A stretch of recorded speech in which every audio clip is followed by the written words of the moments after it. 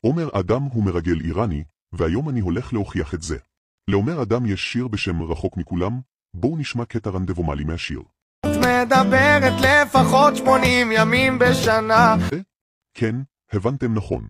בשנה ממוצעת יש 365 ימים, 365 פחות 80 שווה 285. 285 זו הגימטריה של גביע מכסף. מה שותים בגביע מכסף? בדיוק יין. ואתם יודעים מה אומרים, נכנס יין יצא סוד. אז בואו נחשוף את הסוד של עומר אדם.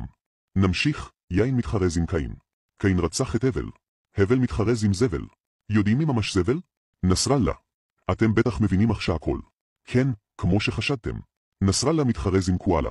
דאובי קואלה חיים באזורים של חורשות אקליפטוס. אקליפטוס נשמע כמו טיטוס. טיטוס החריב את בית המקדש והיה אויב של ישראל. יודעים מי עוד אויב של ישראל? כן, איראן. וזאת ללא ספק ההוכחה שין.